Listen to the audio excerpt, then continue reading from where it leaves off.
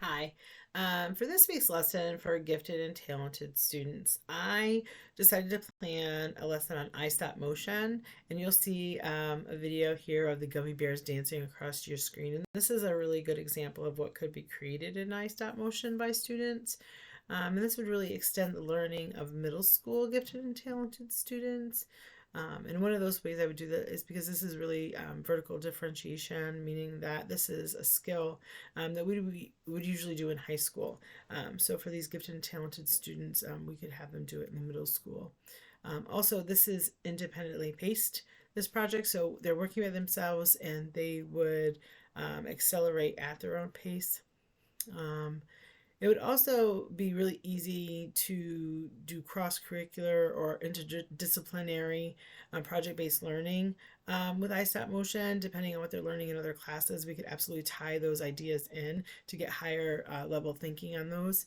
And it could be easily adapted for a wide range of accelerated abilities.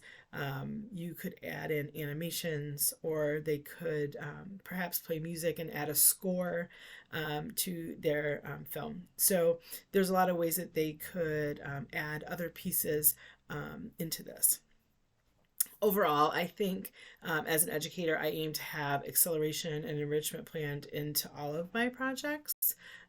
But in addition to those, in this particular project, the instructional strategies planned were just to enhance and expand their learning beyond that of the rest of the class.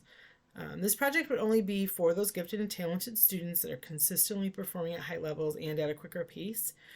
So when they were finished with what we were working on as a class, this is something that we could have on a shelf that they pulled out and just worked independently during whatever time was left, and then they would clean it up, put it away, and then they could always take it out again. So this would be hopefully finished by the end of this semester, and then we would have a film festival at the end.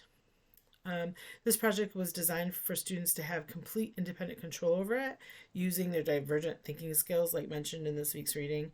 And it was planned to have them use and develop just all of their problem solving skills. In general, to have them progressing through the stages of high order thinking as described in Bloom's taxonomy.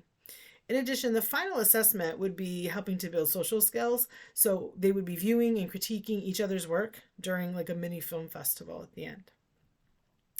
And in summary of this week's reading, I really enjoyed thinking how I could apply the ideas of Gardner's theory. I enjoy creating lessons with many modes of delivery, and I believe that this week's readings have many new ways to differentiate by including many different methods that touch on all areas of intelligence. I think it would also work nicely when creating projects for project based learning that are intercurricular. So, having content areas in our art room is always a great idea.